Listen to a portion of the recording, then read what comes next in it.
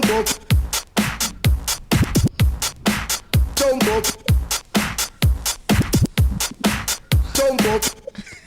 the ball now.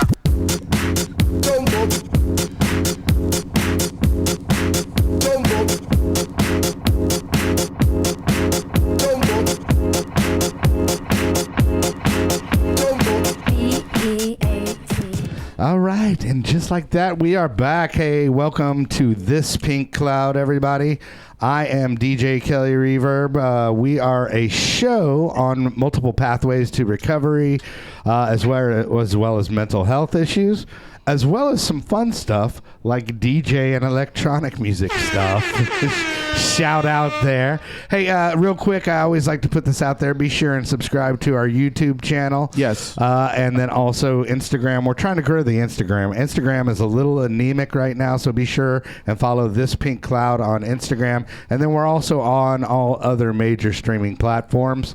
With me today, my left-hand man, ladies and gentlemen, on the engineering tip, Chad Lamont. Yes. How are you, brother? I'm fantastic. All right, dude. Thanks for coming in, dude. I appreciate you. For sure. And you always make us look good, which helps. Dude. I get that all the time. Yeah, you always so good. You're a dime piece, dude. You're a dime piece, dude. Like with you along, dude, I went from like a 6 to a 7, dude. For sure. Yeah, exactly. I mean, that means I must have been like at least a 9. My math isn't right, but I'm pretty sure that's cool.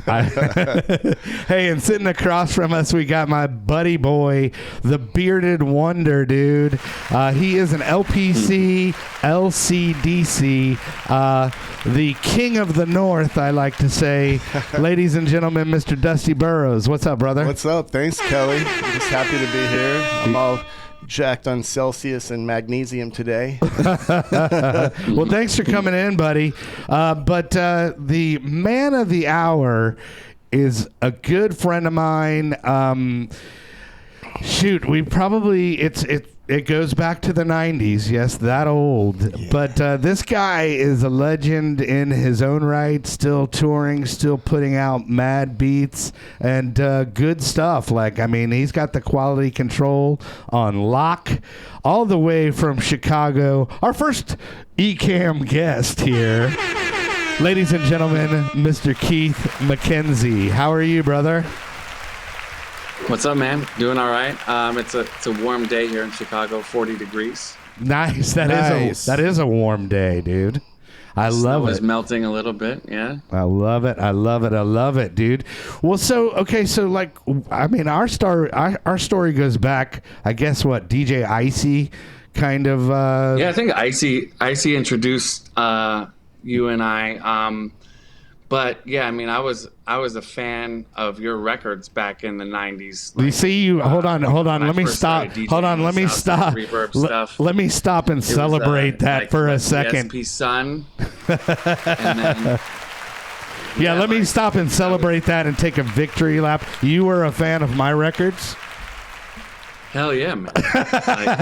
Dude, I was telling my friend about you, and like I was just saying, yeah, like, dude, you had like some major records back in the day, you know, like, of course, like which ones?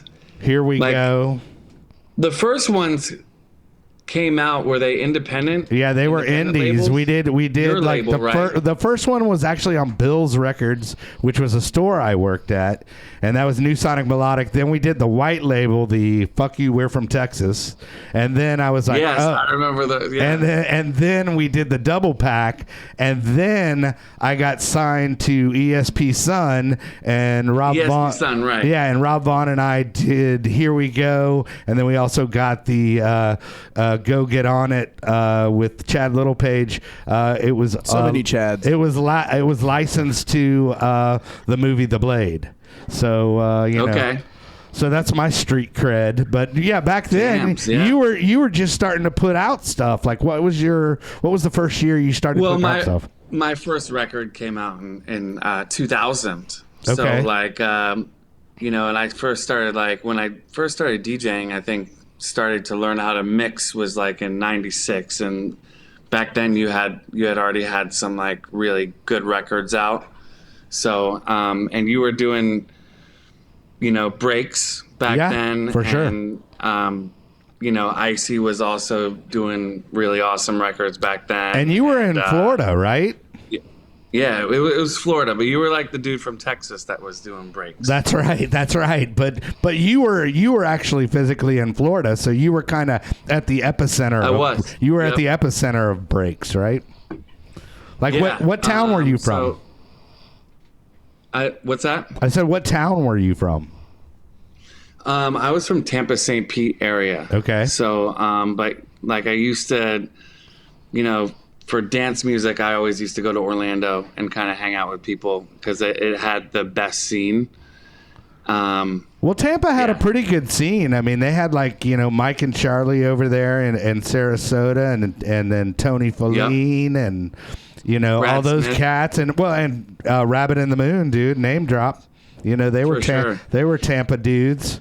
And of course, you have the Church of Scientology. Oh, dude. So yeah, that's funny because in 2000, my first record came out on a label called Subsonic, and it was owned by Scientologists. Whoa! And the company was called Visiosonic. I don't know if you remember PC DJ. Okay. It was like the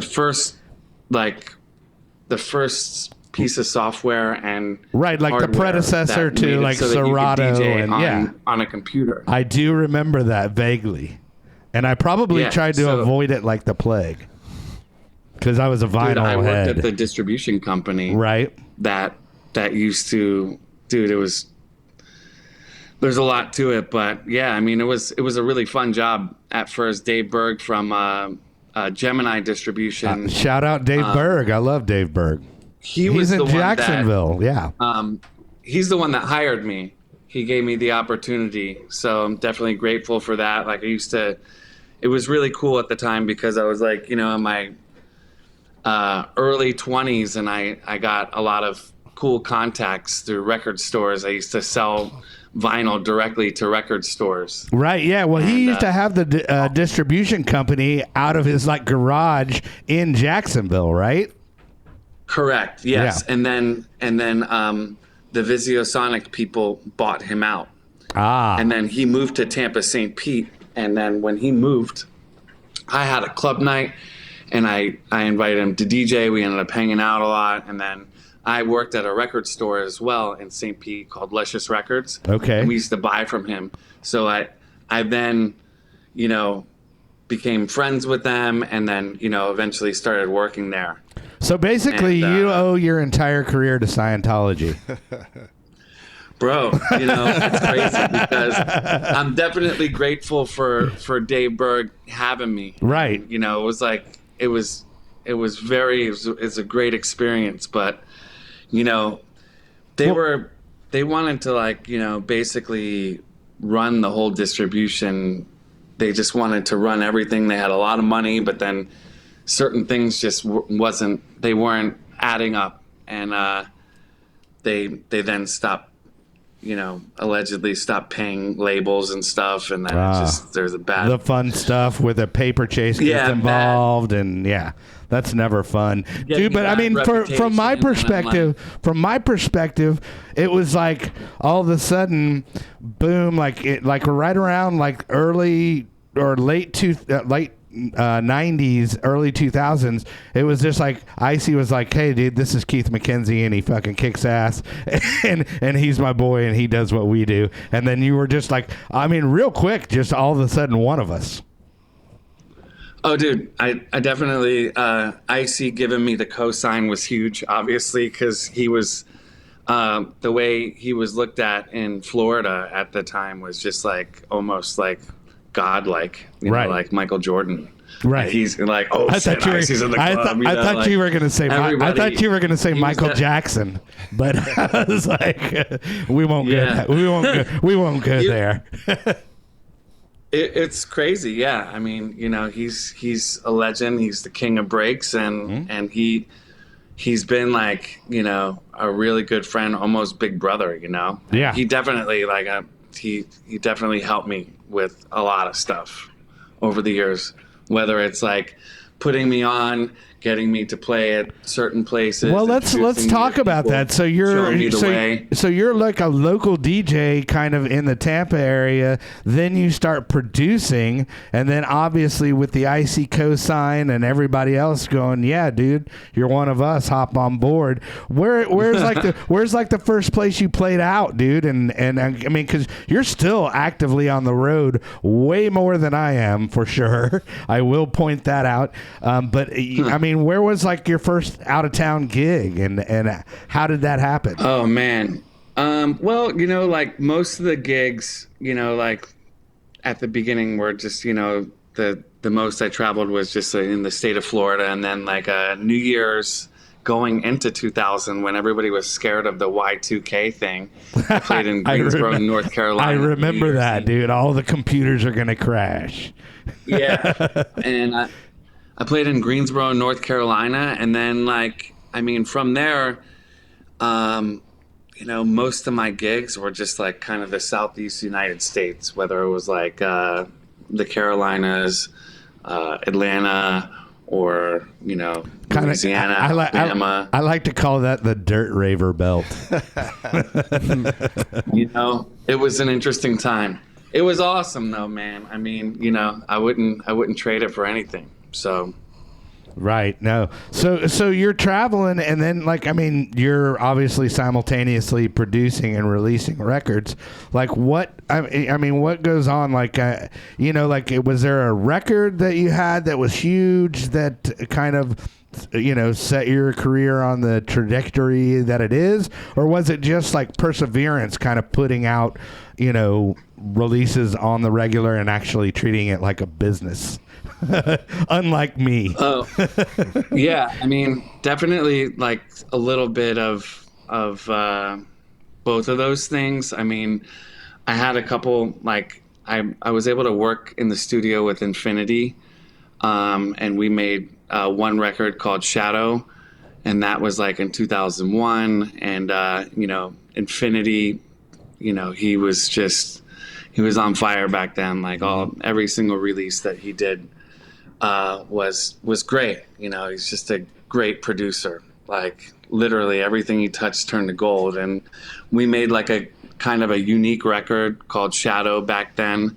This is before, I mean, I think this is even before like I talked with Icey or knew him to the extent of being friends with him. Right. But yeah, that, and then just, you know, dude, like working hard and networking. And, you know, like, you know, when you want something, you know, you're into something, you work really hard at it. And like that was important to me at the time, just kind of like filling up the schedule and getting more bookings. And, well, was there anything that you would say like that was inspirational to your career? I mean, obviously like Icey, but I mean, was there anything like, you know, was your upbringing musical, or was there anything in the background that, you know, kind of, you know, led you that way? You know, I was not ever in band or anything, but you know, of course, always been a music fan. I mean, Beastie Boys are my favorite. Shout out to the day I die. Right. And you know, I've liked all types of different music, and I went to a lot of concerts in high school. You know, from punk to alternative to like Beastie Boys, Cypress Hill. Well, so how old are you? I don't even know. You're a guy, so I can ask that. How old are you? Oh, 45. Oh, okay. So, yeah, you're just because I've got you by 7 years. We'll make everybody do the math. But so you were hanging out basically with the older kids, right? Yeah. I mean, my brother was definitely influential in a lot of the stuff that I was into, you know. I mean, even he took me to my first rave in 95. Where was that? And he actually, that was in Orlando at a club called Infinity. Okay. And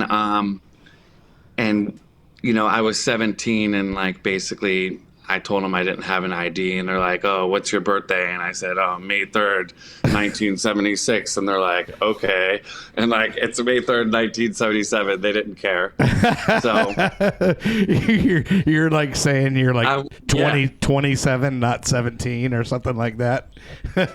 yeah, like they didn't care. They just right. let me They're like, in. "Oh, okay, cool." Well, he said his birthday was My brother this. actually had turntables too. Oh, nice. Okay, And so your bro was kind of. So I learned how to DJ on. I learned how to like mix a little bit on his turntables, and like I'm the first records that I was able to like lock together were like DJ Icey, Sonic Party, and Josh Wink, Higher State of Consciousness. Nice, 2 classics there. I love it. Yeah. But yeah, they both have the nice intro, dude. So you can kind of get The boom locked. bap beats. Yeah, Yep. exactly. The boom bap beats. I love it. Well, so, and then, like, I mean, I know this time, to me, you kind of came across as this kind of squeaky clean dude. I mean, not a partier, because like there were definitely those people we know that would face plant on the turntables. Not going to say any names, but DJ Kiyoki. But people that didn't really, it was more about the lifestyle than the production. And you were one of those kind of guys that was like just constantly, grinding at it and just putting out beats and kind of focusing on that side. But then like current day, I all of a sudden I see this post of Keith MacKenzie. Oh, and you're like, "Hey, I've been alcohol free for 6 years." So let's go back to where, I mean, I always say it was an occupational hazard, but let's talk about where it kind of turned from fun to not fun. And I know you have a Burning Man story in there somewhere, right? And congratulations, by the way, Yeah, too. congrats on the 6 years, yeah, bro, by the way. thanks. Golf clap. Thank you. Yeah. Yeah, so I don't even know. Like when we were talking on the phone, I don't know if I mentioned this, but this is like a huge deal, and this helped me quit.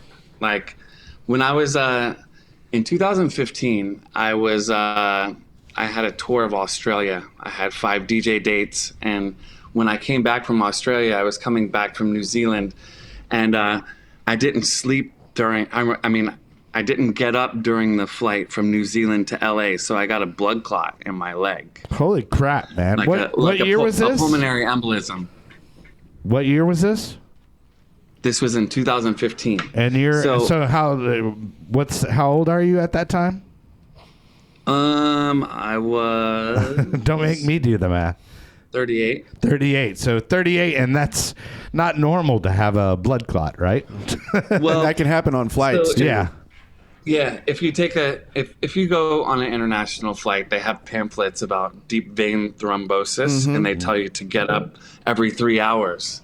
Well, I just, I was kind of cashed from the tour, and I was in a window seat, and the people next to me were sprawled out with blankets, and like I just slept the whole time, and I didn't want to get up and have to readjust. It was a nice little cuddle puddle. Yeah. Right. One that almost killed me. Right. So basically, I got back, and it took 4 days for me for the clot to get up to my lungs, and it was a pulmonary embolism. Wow. So I took myself to the emergency room, and it took them a few hours to figure out what was going on with me. And then, they're like, "Oh yeah, you had a blood clot and you almost died." I'm like, "Oh, okay, cool. Well, I'm supposed to play in Brooklyn tonight. Is there any way I can go?" They're like, "No, you're staying here." And basically, like, I got put on blood thinner for 14 months. So my doctor told me not to drink. Okay. When I was on blood thinner. So I probably sound advice, right? So yeah, because you don't fall, want to bleed out, dude. you know? Yeah, exactly. Hemophilia. So that I'm not taking blood thinner anymore. I mean, like 14 months later, I went for a checkup, and the doctor was like, we think we can conclude that it was your flight that caused that. You don't have to take blood thinner anymore. You can go ahead and drink. Right. So that was like October of 2016. Mm-hmm. So then I drank I only drank on the weekends really, but when I drank, I went hard. You did it with authority. I was like, right. You were a benger. Yeah. Right. And it would be like, after parties and, be up until, the sun comes up, all kinds of crazy stuff. So, I just drank for like 3 months on the weekends. Then New Year's going into 2017, I basically stayed up all night after my gig in Atlanta, flew back to Chicago, and I was hungover for like 3 days. And that's when I decided, and I acted like an idiot that night too. So, and like I decided. Were people telling you acted like an idiot, or was it just my best friend did? Yeah, like, dude, you're a real douche that night. Yeah, yeah. He was, and like I don't know. Well, what did you do that was so douchey and out of control? Did you take your shirt off and? What did I do? All right, I hit on a girl. Okay, well, that I probably wasn't supposed to. She was married, and she was married to my best friend. But no, I'm just kidding. Yeah. But regardless, like that, and then of course, me feeling like absolute garbage for 3 days, and then at that time I was just like, I'm gonna quit, right? Mm-hmm. So I don't know. It's still kind of like surprising to me that I actually let it, like I still haven't had a drink. Right. It's awesome. It's a lot easier. It's a lot easier, like every day that goes, because I'm like, oh, I have to weigh it out. Like, oh, how is it going to help my life?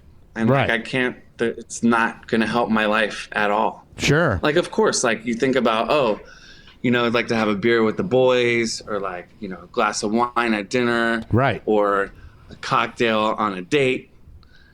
Something, right? But for like, sure. It's never just one for me. Right. So I probably could just drink one. Well, what would it do? That's help me go to sleep. Right. That's what I always say. It's like the $1 million question. Yeah. And of course that was the weirdest thing for me is DJing without it, because it was always that little social crutch that was there. And the first couple of times DJing was definitely weird without alcohol. But then like, you're like, oh, thank God. A, I didn't act like an asshole. B, my set was probably a lot better and a lot tighter than normal. And then and then I don't feel like ass the next day. So it's just like, And you go home with all your money. Yeah, right. Right. And no diseases, you wake up man. the next day and you're like, oh shit, like this is everything that I was supposed to get paid. Wow. And it's still in my pocket, dude. Yeah. Speaking of that, so let's talk about crazy times. I remember one time, dude, like when I was DJing, the dude, it was a decent turnout, but I guess for some reason at the end of the night, he ended up having just a shit ton of ones. So I had like this wad of like $500 in ones in my pocket. And I was like, oh shit. And I was like, man, I bet Keith got some good road stories, because you've been all over the globe, man. I was lucky to make it to Canada and Mexico, but you've been to Australia and everywhere, dude. So let's hear a crazy Keith MacKenzie story. Well, crazy as in crazy, like drunk crazy, or just crazy? What? Because the first time that I ever went to Burning Man.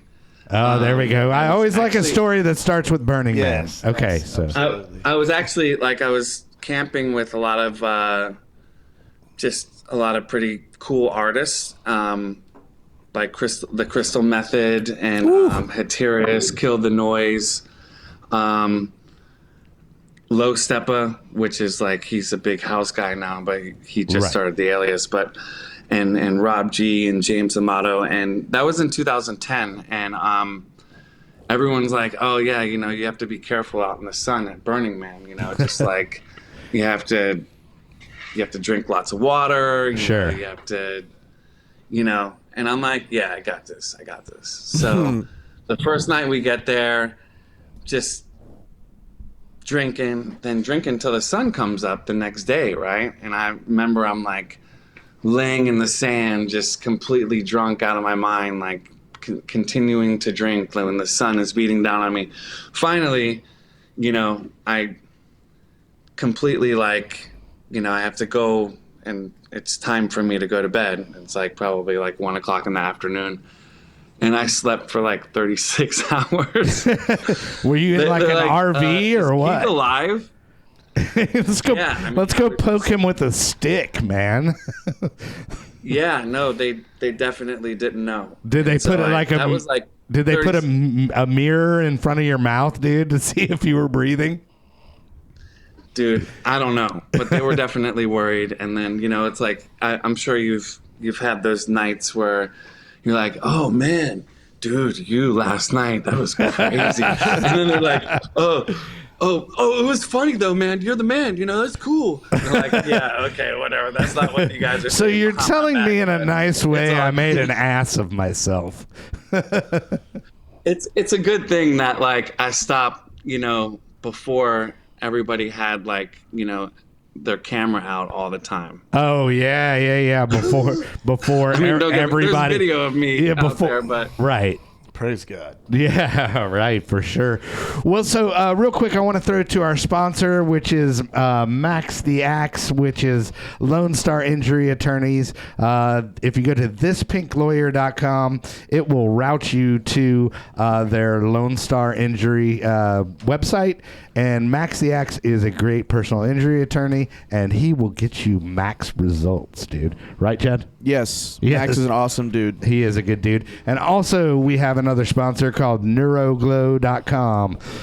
That's Neuroglow. Dusty was clapping. Right? The logo's covering him. Neuroglow.com. They are ketamine-infused therapy. Shout out ketamine, right? Speaking of Burning Man. Yeah, speaking of Burning Man. And ketamine infusion on the planet. Dusty is actually a client there, so you can actually speak to the fact that they are legit when in a clinical setting. Yes, having done both ketamine at the nightclubs right. and in a clinical setting, I will have said that ketamine infusions for mental health and addiction purposes are very beneficial. Changed my life. Okay, cool. They're also beneficial for Radiohead at Bonnaroo. There you go, dude. In a non-clinical and clinical. Yes. Well, so Keith, back to you, brother. So, okay, so then at what time did you move to Chicago? Because you're in Chicago. You're based out of Chicago now. So what year is this? Like that happened? Yeah, so I moved like literally like really close to 17 years ago. Mm-hmm. Like almost to the day. Right. So I moved here to work at my day job, right. which is it's a printing and graphics company. Okay. So you're a big AI guy, Adobe Illustrator type fella, or what exactly do you do for your day job? I don't even know. My buddy, the guy who actually does all the design for the label and for just me personally, mm-hmm. he's been messing around with some of the AI stuff. Oh, okay. Yeah, it's pretty cool. Right. Like and mildly terrifying, but it's amazing. it's still in the still cool phase right now. He's the AI. For him, no, I'm just saying the AI is in the still cool phase right now. Yeah. He like what he does with it is he'll like search for images, AI constructed images, and he kind of like tweaks it on his end. So he's like collaborating with right. Yeah. Not letting the robot do everything. Right. Yeah. Still telling the robot what to do, right? Yeah. And so what is I forgot what's your label called right now, cuz you had just mentioned it. But what is 1111? 1111, and it's been that for how long have you had 1111? So probably since 2003. I think that's when the first vinyl release came out. And then so the last release came out, like I haven't had one come out this year. Dude, it's like running a label is a lot of work. A lot of the music that I've been putting out has been. People don't get that, but yeah, there's that whole. It's not just making the track though. They don't get it. That there's everything. A whole back end push and mastering and distribution and get it in the right hands at the right time. It's tough. Yeah. Yeah, it's a lot of work and it's hard to do everything. And I like there's a label that I've been releasing a decent amount of music on. They're called 83, and they're out of Spain. Ah, nice. And the dude who what's that? I said nice, dude. Spain. Yeah, he's shout out Spain. Yeah, like the guy who runs the label is just he's just really on top of it. He's got nice artwork. He's got a good roster of artists and good visibility. Yeah, he gets the music out there. So. Right. And gets you booked in Spain, right? Yeah, I played there last September. Funny how that works. Tapas for everybody. Yeah. Well, so let's talk about because I always like to. At some point, you had to be on a flight famous with somebody. Like my story is I was on the flight with Jason Newsted when Metallica was at the top of their game, and he had just quit Metallica. That was my brush with fame. So I know you've got to have and Andy Hughes was he was on a flight with Don Knotts. Don Knotts.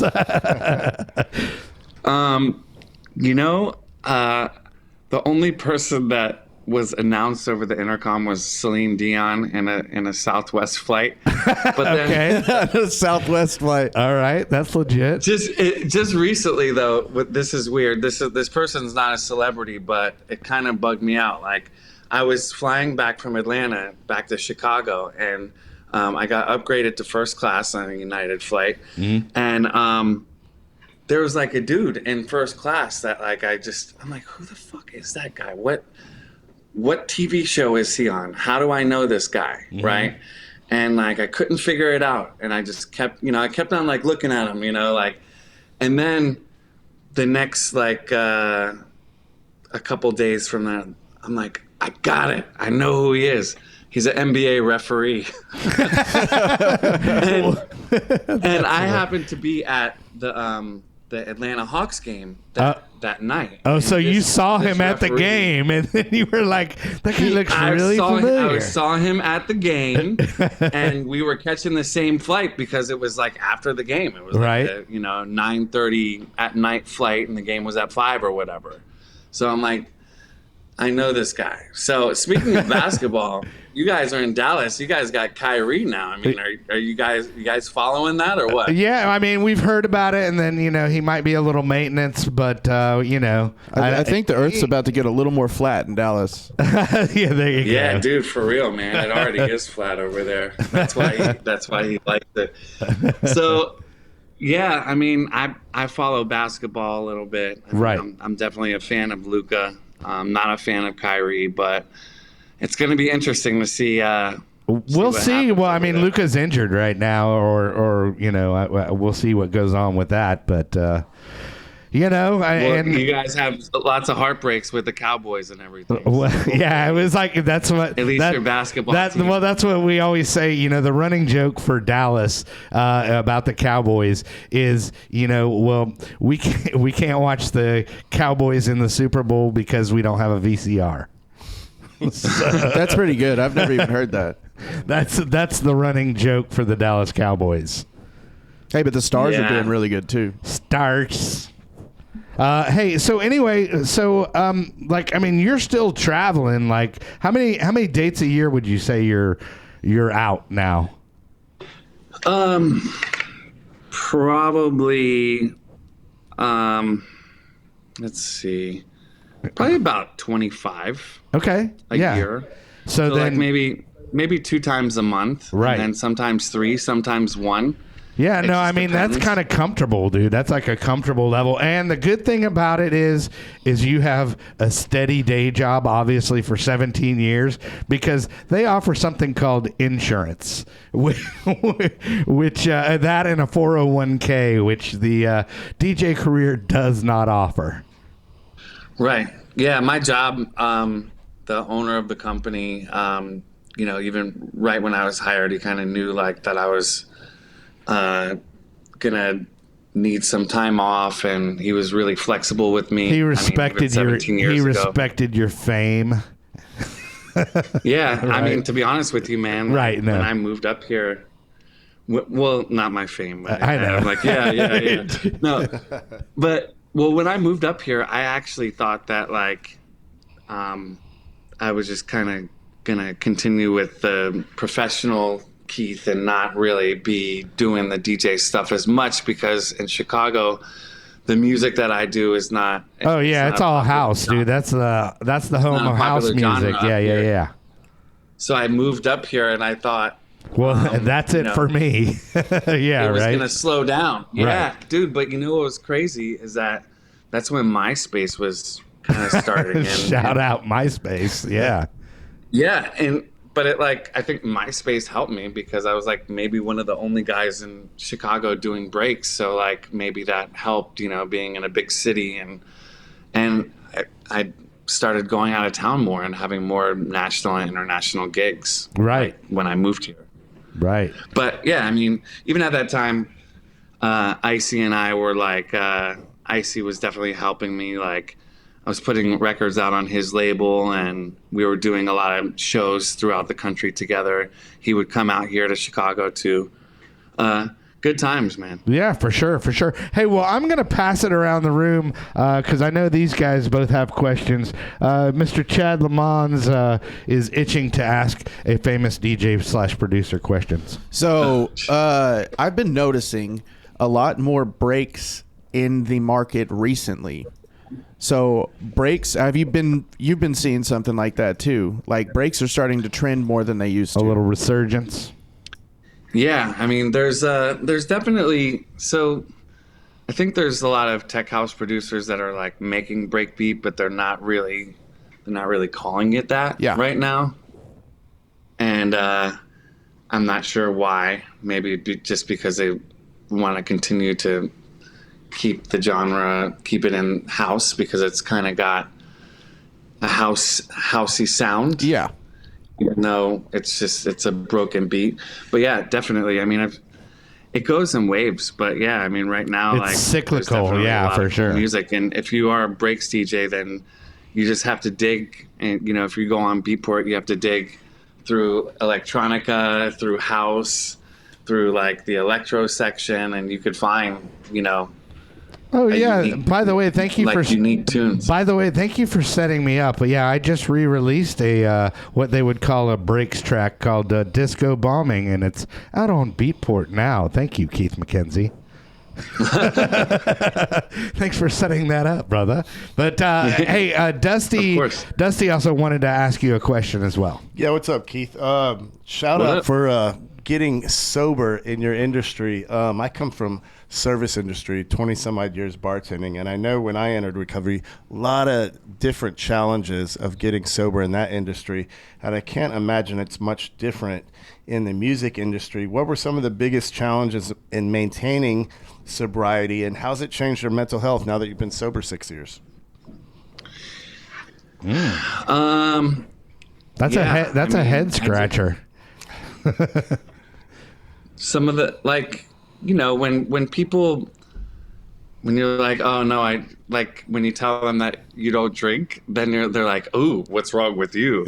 Like, did you ruin your life somehow? Are you like in debt? Are you like, do you have a bad gambling problem? Like, what's wrong with you? I'm like, no. Yeah, because a lot of us just have to lose everything, you know? Right. They just, especially like you if you go out on a date, you know, because I've been on the dating apps and stuff, and the girls are like, "Ooh, why don't you drink?"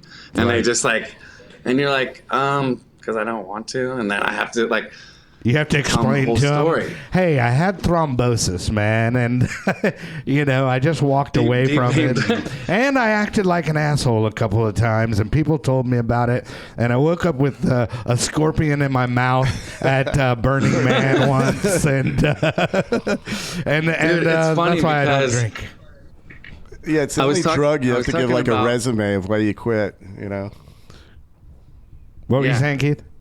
Go ahead. No, I was thinking about this earlier too, just thinking about the interview, and I'm like, man, there was one time where I was at Infinity's house in like I think 2012 or something, and I was passed out, and they drew on my face with a marker. Oh, you got the Patrick Mahomes. Was like You got the Patrick Mahomes treatment, dude.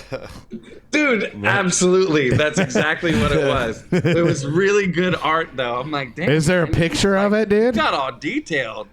Like, you literally like made my face a piece of art. And I'm like, man, I don't think I could find that, but I ran across it like maybe a year ago, but I don't remember where I put it. But I would share it with you. You conveniently lost it.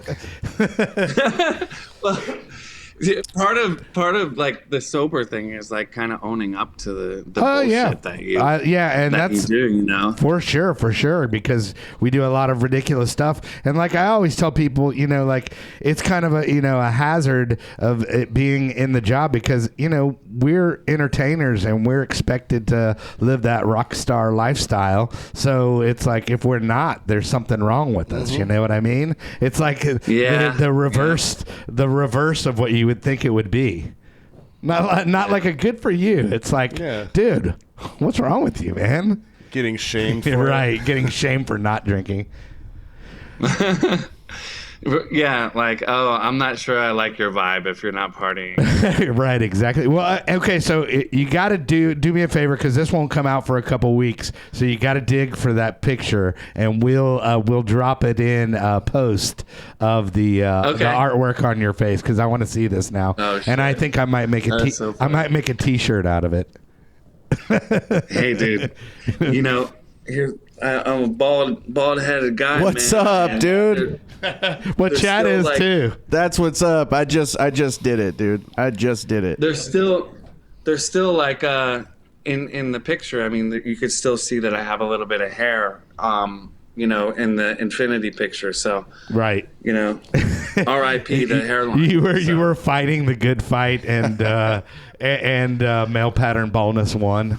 There's only one way to beat male pattern baldness at the source, and you just got to cut it off. All right. You do, and I've been doing it for a while. So I mean, you can't have the horseshoe. You know, the George Costanza or the Friar Tuck.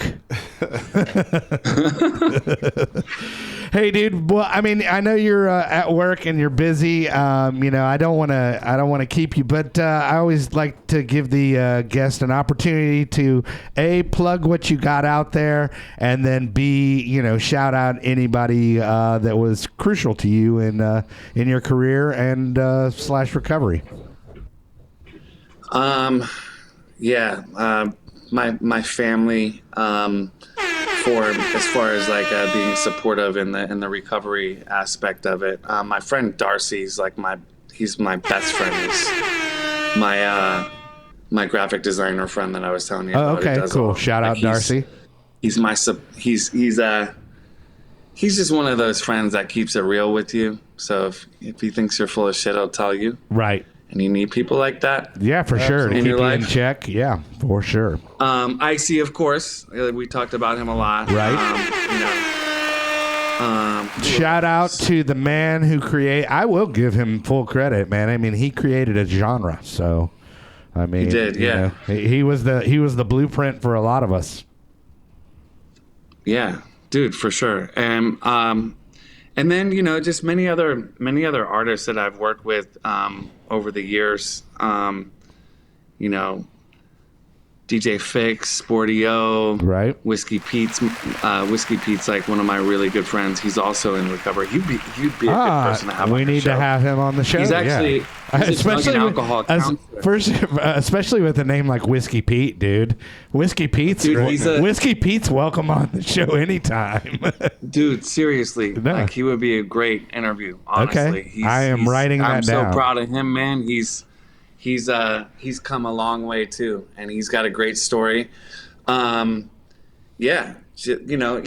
just the people here at my office, right, at my day job, right, been really, really cool. But of course, your biggest inspiration has been me, right? Oh, dude, absolutely, bro. That's why when you asked me to the show, I was like telling everybody. Oh my God. No, but Kelly Reaver. but seriously, thanks for having me. I think this is cool. You know, like Yeah. I've never done this. Well, dude, I mean, I think you'll be surprised how many people like will come back and give you love and give you support for talking about this and talking. I mean, people like to know behind the curtain because, you know, there's not really a TMZ that's following successful DJs everywhere. maybe Diplo, but that's about it, dude. You know? Dude, yeah. And I think this is such a good example of a story for people to come out and say, hey, look, I stopped before I lost absolutely everything. Yeah, I right. could see where it was going, and I went ahead and got off the Yeah, merry-go-round. as somebody that actually that's made really a important. wise move. Yeah. Yeah, for sure, dude.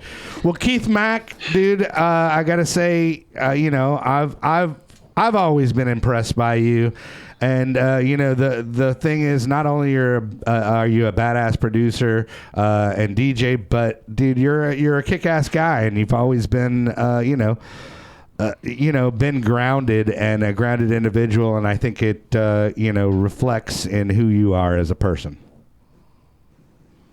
Thanks, man. I appreciate it. You got it. Okay, well, dig up that photo, dude. Dig up that photo, and then we're gonna definitely get it on there because I want to see the artwork, dude. It's got to be epic. Okay, I'll look for it.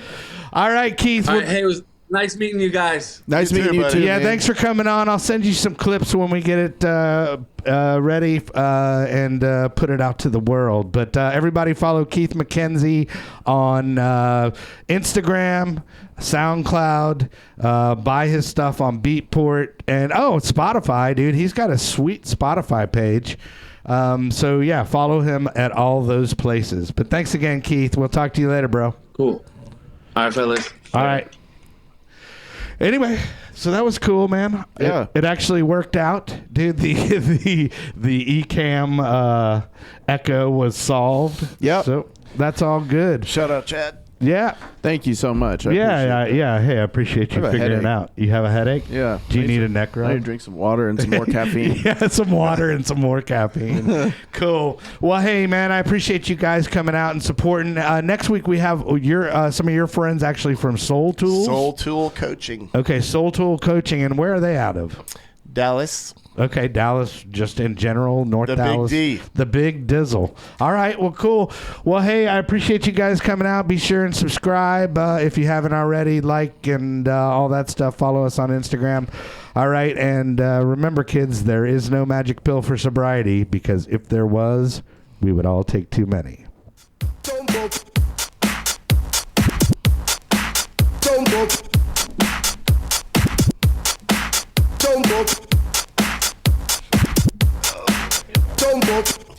Drop the ball down.